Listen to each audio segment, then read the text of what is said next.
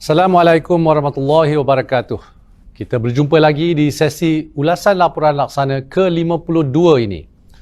Seperti biasa, saya harap semua di luar sana mematuhi SOP bagi mengurangkan risiko jangkitan COVID-19. Laporan laksana ke-52 akan didahului dengan ulasan tentang isu semasa dan akan menyentuh sebahagian status pelaksanaan prihatin, penjana dan kita prihatin. Status pelaksanaan lain-lain inisiatif penjana boleh didapati di lampiran. Tuan-tuan dan puan-puan sekalian, pertama, saya ingin menyentuh sedikit tentang program imunisasi COVID-19 kebangsaan dan usaha berterusan untuk menyeru semua rakyat supaya segera mendaftar dengan PIK sebagai kunci bagi negara mencapai imuniti kelompok menjelang Disember tahun ini. Pada 2 hari bulan Mei, kerajaan telah membuka pendaftaran bagi rakyat Malaysia yang ingin mendapat vaksinasi awal dengan vaksin AstraZeneca. Sambutan amat menggalakkan di mana sesi pendaftaran untuk 268,800 dos pertama vaksin AstraZeneca selesai dalam masa 3,5 jam sahaja. Dengan peningkatan kesedaran di kalangan rakyat tentang kepentingan vaksinasi awal, kita semakin yakin bahawa objektif pemulihan ekonomi akan menyusul seiring dengan pemulihan kesihatan awam. Saya ingin meyakinkan semua rakyat Malaysia bahawa semua vaksin telah menjalani tapisan ketat oleh bahagian regulatori farmasi negara NPRA sebelum penggunaannya diluluskan di Malaysia. Oleh itu, janganlah kita mudah mempercayai sebarang laporan atau khabar angin yang tidak pasti kesahihannya. Jika kita ada sebarang kemusykilan, rujuklah laman sesawang Jawatan Kuasa Khas Jaminan Akses Bekalan Vaksin COVID-19 Kebangsaan di www.vaksincovid.gov.my. Bagaimana pula jika wujud sebarang kesan sampingan selepas pengambilan vaksin COVID-19? Walaupun risiko kesan jangka panjang selepas pengambilan vaksin COVID-19 sangat minimum, kerajaan tidak mengambil mudah sebarang kemungkinan. Kerajaan telah menyediakan dana permulaan sebanyak 10 juta ringgit di bawah kumpulan wang amanah bantuan bencana negara yang diuruskan oleh Agensi Pengurusan Bencana Negara (NADMA) bagi tujuan bayaran bantuan khas kewangan kesan mudarat vaksin COVID-19. Bantuan khas kewangan kesan mudarat vaksin COVID-19 ini adalah langkah proaktif kerajaan untuk menghadapi kemungkinan jika berlaku kesan sampingan daripada penggunaan vaksin. Peruntukan itu membabitkan 2 kategori bantuan, iaitu RM50,000 bagi penerima yang menerima kesan sampingan serius dan RM500,000 jika berlaku hilang upaya kekal atau kematian disebabkan oleh vaksin COVID-19. Oleh itu, jangan ragu-ragu untuk mendaftar dan ingatkan juga semua ahli keluarga, sahabat handai, rakan-rakan sekerja dan jiran-jiran kita untuk mendaftar beramai-ramai. Semalam, Yang Amat Berhormat Perdana Menteri Tan Sri Muhyiddin Yassin telah melancarkan program Jaringan Prihatin, suatu inisiatif untuk membantu sekitar 8.4 juta penerima bantuan prihatin rakyat melalui penyediaan subsidi bagi perkhidmatan telekomunikasi atau peranti mudah alih. Program ini melengkapkan inisiatif My Digital yang diumumkan baru-baru ini dengan sasaran membina bakat digital yang tangkas dan kompeten seiring dengan usaha mewujudkan masyarakat digital yang inklusif. Jaringan Prihatin adalah kerjasama antara Kementerian Kewangan dengan 12 penyedia perkhidmatan telekomunikasi utama, iaitu Celcom, Digi, Maxis, M-Calls, Red One, Speak Out, TuneTalk, U-Mobile, Unify Mobile, XOX Mobile, Yes dan juga Udu. Pertama kali diumumkan di bawah Belanjawan 2021 dengan peruntukan RM1.5 bilion, RM500 juta telah ditambah bagi menjadikan nilainya RM2 bilion di bawah pakej bantuan pemerkasa. Di bawah program ini, penerima yang layak dan mempunyai anak di bawah umur 18 tahun akan ditawarkan subsidi. RM300 ini diberikan secara penuh untuk pakej peranti ataupun RM15 sebulan untuk rancangan data bulanan selama 12 bulan. Sementara itu, penerima yang layak dan tidak mempunyai anak akan ditawarkan subsidi RM180 diberikan secara penuh untuk pakej peranti atau RM15 sebulan untuk rancangan data bulanan selama 12 bulan. Penerima yang layak akan turut menikmati faedah tambahan dari syarikat telekomunikasi yang mengambil bahagian dengan nilai keseluruhan RM1.5 bilion. Ini bermakna nilai kepada penerima berjumlah RM3.5 bilion. Jaringan Prihatin menerapkan semangat keterangkuman dan pada masa yang sama merupakan langkah untuk memperkasakan rakyat Malaysia ke arah ekonomi digital dan memastikan tidak ada rakyat yang ketinggalan. Ia adalah satu contoh perkongsian sektor awam swasta yang telah dijalin bersama syarikat telekomunikasi dalam memberi nilai yang bermakna kepada rakyat Malaysia. Dan kami berharap dapat menjalin kerjasama seterusnya pada masa hadapan. Pendaftaran untuk jaringan Prihatin dibuka dari 5 Mei 2021 hingga 31 Julai 2021. Penerima yang layak boleh mendaftar dengan penyedia perkhidmatan pilihan mereka dan menyertai mana-mana pelan yang diiktiraf di bawah program ini. Bagi laporan seterusnya, izinkan saya berkongsi sedikit berita baik berkenaan perkembangan terkini salah satu cabang bantuan kepada rakyat yang terkesan pandemik dan golongan rentan. Salah satu bantuan yang saya maksudkan adalah Bantuan Prihatin Rakyat (BPR), di mana pembayaran untuk fasa 1 bagi kesemua penerima yang layak termasuk penerima di kawasan-kawasan terpencil telah pun selesai dibuat dari 24 Februari hingga 1 April. Pembayaran fasa 1 telah melibatkan peruntukan berjumlah RM1.93 bilion dan seramai 8.4 juta penerima telah mendapat manfaat. Untuk fasa pertama itu, pembayaran kepada penerima adalah di antara RM150 hingga RM300. Dengan adanya data yang lebih terperinci serta semakan silang ke atas maklumat antara agensi-agensi pelaksana inisiatif kerajaan, sukacita dimaklumkan bahawa pelancaran fasa kedua telah pun diumumkan 2 hari yang lalu pada hari Selasa 4 hari bulan Mei. Pengumpulan data dan pemeriksaan maklumat berterusan yang dijalankan adalah sebahagian daripada komitmen kerajaan untuk memastikan bantuan yang diperuntukkan sampai kepada mereka yang disasarkan untuk pembayaran fasa kedua BPR ini. BPR adalah usaha berterusan kerajaan untuk membantu kelangsungan hidup rakyat, antara lainnya golongan rentan dan mudah terjejas serta pekerja atau mereka yang bekerja sendiri dan bergantung kepada upah atau hasil pendapatan harian. Bagi fasa kedua, kerajaan telah memperuntukkan sebanyak RM2.75 bilion yang akan memanfaatkan 8.4 juta penerima. Untuk fasa kedua ini, pembayaran kepada penerima adalah di antara RM150 hingga RM600. Ini bermakna jumlah keseluruhan bagi bayaran BPR setakat ini bagi tahun 2021 adalah sebanyak RM4.68 bilion. Seterusnya, di bawah kumpulan wang simpanan pekerja, kita ada skim pengeluaran iLestari KWSP. Setakat 16 April, jumlah pengeluaran kumulatif adalah sebanyak RM19.60 bilion dan melibatkan 5.26 juta penerima.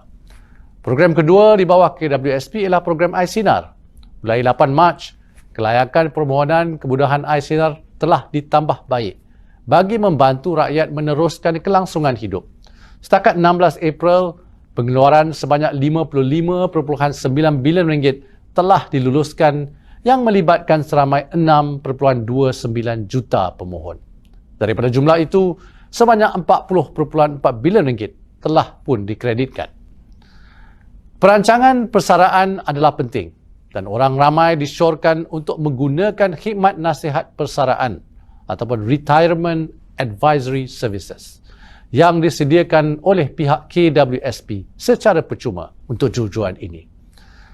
Maklumat mengenai perkhidmatan percuma ini boleh didapati di pautan berikut di www.kwsp.gov.my. Seterusnya, dari segi bantuan bulanan OKU dan kanak-kanak, jika kita mengimbau kembali matlamat pertama visi kesejahteraan rakyat dalam Belanjawan 2021, strategi kedua bagi mencapai matlamat tersebut ialah memelihara kebajikan golongan rentan. Melalui strategi ini, kerajaan telah bersetuju untuk menaikkan kadar bantuan bulanan OKU tidak berupaya bekerja, warga emas, penjagaan OKU dan pesakit kronik terlantar, kadar elawan pekerja OKU serta bantuan kanak-kanak keluarga miskin yang melibatkan peruntukan sebanyak 2.2 bilion ringgit.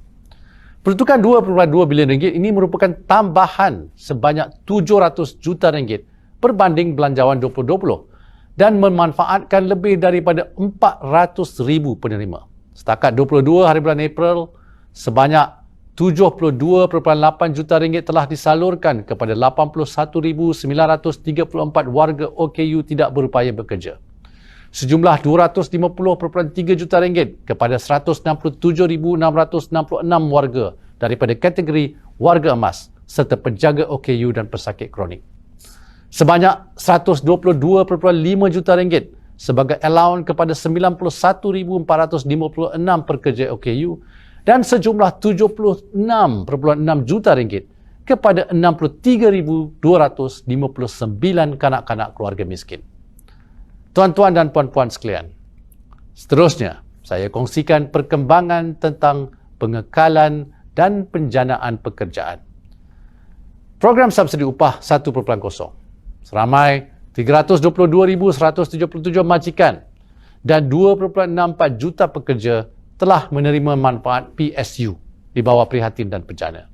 Setakat 23 April, permohonan subsidi upah yang diluluskan telah pun mencapai nilai 12.875 bilion ringgit, iaitu ada sedikit penambahan berbanding minggu lepas. Sementara itu, di bawah Kita Prihatin pula, kita ada program subsidi upah 2.0. Setakat 23 April, sejumlah 1.168 bilion ringgit telah disalurkan kepada 73,567 majikan untuk terus beroperasi dan mengekalkan penggajian bagi 635,748 pekerja. Ini juga menunjukkan peningkatan berbanding minggu lepas. Program kemahiran dan peningkatan kemahiran. Setakat 23 April, seramai 143,004 peserta telah diluluskan untuk mengambil bahagian dalam program-program yang disediakan. Senarai kursus-kursus yang mendapat permintaan boleh dilihat melalui pautan Kementerian Kewangan. Selain itu, pemohon juga boleh layari laman web agensi-agensi kerajaan seperti yang dimaklumkan di dalam laporan bertulis untuk mendapatkan maklumat mengenai kursus-kursus yang ditawarkan. Bagi mereka yang sedang mencari pekerjaan, terutamanya golongan belia, anda semua dijemput menyertai kursus-kursus ini. Tuan-tuan dan puan-puan sekalian, saya teruskan dengan inisiatif bagi pemerkasaan perniagaan. Bagi Geran Khas Prihatin GKP, ini GKP tambahan di bawah pakej Bantuan Perlindungan Ekonomi dan Rakyat Malaysia (PERMAI), kerajaan telah sekali lagi membuktikan keprihatinan kepada rakyat, khususnya sektor PKS Mikro, dengan komitmen bagi bantuan kewangan secara one-off sebanyak RM1,000 melalui Geran Khas Prihatin tambahan kepada PKS Mikro di 12 negeri PKP, serta RM500 kepada PKS Mikro di negeri bukan PKP yang berbuat kuasa pada bulan Januari dan Februari 2021. GKP tambahan ini bertujuan meringankan beban kewangan perniagaan, ekoran penularan wabak COVID-19 dan bagi meningkatkan pengeluaran dan perkhidmatan PKS Mikro. Sukacita dimaklumkan bahawa semua PKS Mikro yang telah diluluskan di bawah GKP 1.0 dan GKP 2.0 telah pun menerima bayaran GKP tambahan melalui 25 Mac yang lepas. Pembayaran telah pun dikreditkan terus ke akaun bank yang didaftarkan dalam sistem GKP.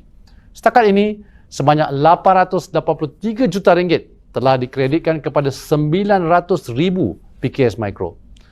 Daripada jumlah itu, 812,000 adalah PKS dari negeri PKP, 54,000 di Sabah dan 34,000 dari negeri bukan PKP. Seterusnya bagi skim pembangunan usahawan masyarakat India. Ini adalah satu inisiatif strategik kerajaan di bawah tekun untuk membantu masyarakat India mempertingkatkan ekonomi menerusi penglibatan dalam bidang perniagaan dan keusahawanan. Bagi masyarakat India yang ingin menceburkan diri dalam bidang perniagaan dan keusahawanan, serta mereka yang ingin memajukan lagi perniagaan sedia ada, nilai pembiayaan yang disalurkan adalah dari RM1,000 sehingga RM100,000 bagi setiap usahawan mengikut kelayakan. Tempoh bayaran balik pembiayaan adalah sehingga 120 bulan pada kadar 4% setahun. Program ini telah diberi peruntukan sebanyak RM20 juta, di mana RM5 juta adalah daripada belanjawan 2021, manakala penambahan sebanyak RM15 juta adalah daripada pakej permai. Setakat 23 bulan April, sebanyak RM9.1 juta telah berjaya disalurkan kepada 386 PKS Mikro. Di bawah aspek pemerkasaan digital pula, kita ada inisiatif Digital Niaga, iaitu program khas untuk membantu pengusaha mikro warga negara Malaysia beralih ke platform dalam talian dengan menawarkan bimbingan, subsidi pembelian dan khidmat sokongan jualan kepada peniaga mikro yang berminat. Program ini dibiayai sepenuhnya oleh kerajaan kerana ianya selaras dengan matlamat-matlamat untuk komuniti perniagaan seperti yang disasarkan oleh Inisiatif Belanjawan 2021 dan juga program pendigitalan negara seperti My Digital. Sukacita dimaklumkan bahawa program ini telah memenuhi sasarannya dengan penerimaan 1,000 permohonan. Walaupun penyertaan kepada program perintis ini adalah terhad kepada 1,000 permohonan yang pertama, kerajaan akan meningkatkan program ini untuk melibatkan lebih banyak PKS Mikro. Saya ingin mengingatkan ke semua para usahawan di luar sana bahawa kita masih ada lagi dana yang boleh dipohon bagi perniagaan dan PKS mengembangkan perniagaan masing-masing. Ini termasuk sokongan penggunaan teknikal dan digital bagi PKS dan syarikat di peringkat pertengahan, pembiayaan PKS penjana, pembiayaan mikrokredit penjana, dana pinjaman mudah perusahaan kecil sederhana yang dikendalikan oleh Bank Negara, termasuk dana Special Relief Facility, Automation and Digitalization Facility, All Economic Sector Facility dan juga Agro-Food Facility. Sokongan bagi industri pertanian dan makanan bernilai RM400 juta bagi petani, peladang dan nelayan. Di bawah skim ini, RM350 juta merupakan peruntukan di bawah skim pembiayaan mikrokredit Agrobank dan juga pembiayaan sektor pelancongan penjana. Baiklah, sekarang mari kita beralih ke inisiatif-inisiatif lain. Program Sustainability Achieved via Energy Efficiency ataupun SAFE 2.0 merupakan sebuah program yang diperuntukkan sebanyak RM30 juta bagi pemberian 150,000 e-ribat bernilai RM200 kepada mana-mana isi rumah yang membeli alat penyaman udara atau peti sejuk cekap tenaga yang berlabel cekap tenaga 4 atau 5 bintang oleh Suruhanjaya Tenaga pada tahun 2021. Isi rumah boleh memilih daripada 190 model peti sejuk daripada 17 jenama terkemuka atau 147 model penyaman udara daripada 4 jenama terkemuka. E-rebat ini boleh ditebus melalui permohonan dan penebusan di 1,108 kedai berdaftar atau permohonan dan penebusan secara e-dagang. Daripada jumlah itu, 978 adalah dari Semenanjung Malaysia, 78 dari Sarawak dan 52 dari Sabah. Setakat 29 April, sebanyak 46,595 penebusan telah dibuat yang melibatkan jumlah tuntutan sebanyak RM9.319 juta. Objektif utama program ini adalah untuk meningkatkan kesedaran orang ramai tentang faedah dan amalan penggunaan kelengkapan cekap tenaga. Untuk maklumat lanjut, sila layari pautan agensi Sustainable Energy Development Authority. Sebagai penutup, ada satu lagi perkara yang ingin saya ketengahkan. Jika ada beberapa pihak di luar sana yang masih bertanya mengapa kita perlu menggunakan dana KUAN untuk pelaksanaan pelan imunisasi COVID-19 kebangsaan, saya sudah perjelaskan melalui video ringkas yang boleh ditonton melalui pautan di laman Facebook saya. Seterusnya, sekali lagi saya mengingatkan semua agar terus mengikuti SOP dalam menjalani aktiviti ekonomi dan kehidupan harian. Dalam pada itu, kerajaan tidak akan berhenti memberikan sokongan terhadap kapasiti kesihatan awam dan menjamin kelangsungan perniagaan serta melindungi punca rezeki rakyat melalui bantuan yang akan diteruskan. Kerajaan tetap akan berusaha melakukan yang terbaik untuk membendung wabak COVID-19 dan memastikan proses pemulihan ekonomi dapat diteruskan. Sehubungan itu, saya ingin menyarankan kepada semua rakyat Malaysia agar mendaftarkan diri masing-masing untuk vaksinasi melalui aplikasi MySejahtera. Ingatlah bahawa ini amat penting untuk kita memastikan agar ekonomi kita mampu pulih dan kembali berkembang melalui separuh kedua tahun 2021 ini, insya-Allah. Saya akhiri laporan laksana kali ini dengan serangkap pantun. Tumbuh di perdu subur bersemi, tampak memikat bunga kesuma. Vaksin mampu pulihkan ekonomi. Selamat rakyat dilindung bersama. Sekian, jaga diri dan stay safe. Terima kasih.